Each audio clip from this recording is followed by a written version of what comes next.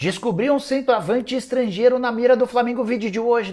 Bora falar agora sobre Davi Luiz, revoltado com dirigentes do Flamengo e descartando jogar no Vasco. O Davi participou de um evento festivo, jogo do Zico, nesse sábado, e deu uma declaração ou algumas declarações importantes. Quero começar destacando a chance dele jogar no Vasco. O Davi Luiz foi perguntado e disse, abre aspas, não chegou nada formal do Vasco, mas eu acho que não aceitaria, especialmente por tudo que eu vivi no Flamengo.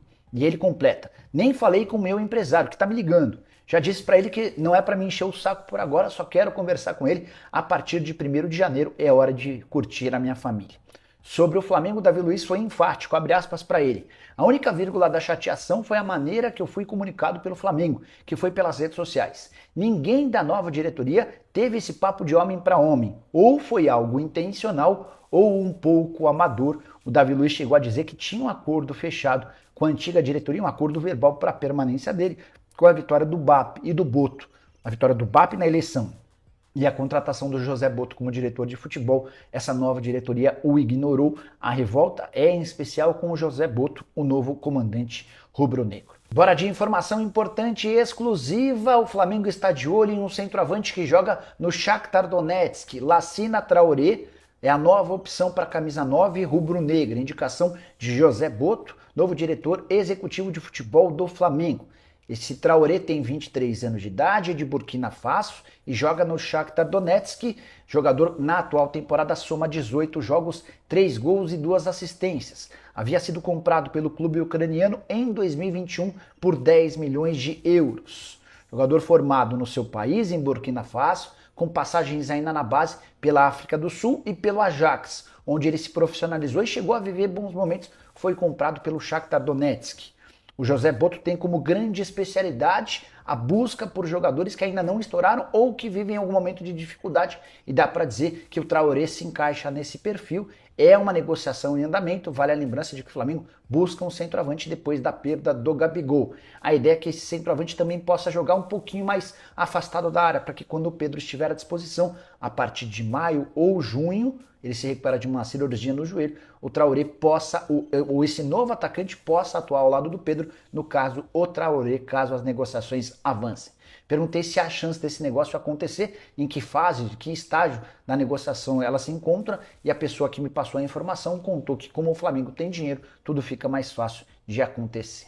E depois que saiu essa notícia, muita gente perguntando, Flazoeiro, o Flamengo vai atrás de Léo Fernandes e Ener Valencia? Léo Fernandes, jogador do Peñarol, que está concorrendo o prêmio de Rei da América. Ener Valencia, equatoriano que atua no Internacional de Porto Alegre, 35 anos e centroavante. Mas antes de qualquer coisa, na humildade e na moral, eu queria pedir a você que não é inscrito no canal, meu camarada, minhas camaradas, tem um botão aqui embaixo escrito inscreva-se. É muito importante para o nosso trabalho, também muito importante para o nosso crescimento, que você se inscreva no canal. Você não paga absolutamente nada por isso e ajuda demais a gente. Então, se você não é inscrito, botãozão aqui embaixo escrito inscreva-se, se inscreve no canal, acione o sino da notificação, deixa aí o seu like e vamos às notícias do Flamengo. Eu tenho muita coisa para falar nesse vídeo. Vou começar falando, gente, sobre Davi Luiz, porque ontem o jogador fez um vídeo nas suas redes sociais se despedindo. E rolou ali ontem à tarde, né, à tarde/noite, aquele jogo do Zico, que o Zico todo ano faz para ajudar as instituições de caridade e tal. E o que aconteceu, gente, foi o seguinte, o Davi Luiz, ele chegou no Maracanã e, amigo, cuspindo marimbondo, não tem conversa, soltou os cachorros. E ele disse assim, ó, a única vírgula de chateação foi a maneira que eu fui comunicado, que foi pelas redes sociais. Ninguém da nova diretoria teve esse papo de homem para homem comigo. Ou seja, ele está reclamando que nem o BAP, nem o Boto, nem o Bruno Spindel, por exemplo, que está no processo de transição, ligou para ele, conversou com ele, teve esse papo com ele sobre a sua não renovação. Ele também falou que a antiga diretoria, a diretoria que está saindo agora na terça-feira, já tinha feito um acordo verbal de renovação de contrato com ele. E aí trocou a diretoria E como trocou a diretoria, decidiram pela não permanência do jogador. E o que aconteceu foi, após a declaração do Davi Luiz falar que não teve esse papo, que ele foi comunicado pela rede social, que ele estava, entre aspas, chateado, né, por conta desse comunicado, Ricardo Rincheren, acho que é assim que se fala o nome dele, que vai ser o novo vice-presidente de marketing e de comunicação do Flamengo, ele disse assim, ó, pessoal, vou voltar a enfatizar algo que eu postei aqui há uma semana atrás. O controle sobre a comunicação do Flamengo, inclusive das redes sociais oficiais e suas postagens, só será da nova gestão a partir do dia 2 de janeiro. Até lá, quem responde por qualquer coisa postada é a atual gestão. Completando, a comunicação de um desligamento nas redes sociais é sempre a última etapa, quando tudo que deveria ser comunicado entre as partes quando tudo que deveria ser comunicado entre as partes antes já foi. Isso é básico. Quando a comunicação atropela esse processo, é importante entender por quê. Ou seja, ele está dizendo que a culpa não é da próxima gestão que vai assumir e que quem tinha que falar com o Davi Luiz e quem tinha que tratar com ele é a atual gestão, que é a responsável pelo contrato dele. Responsável pelo contrato dele é o Landim, termina dia 31 de dezembro, então o Landim sai dia 31 de dezembro.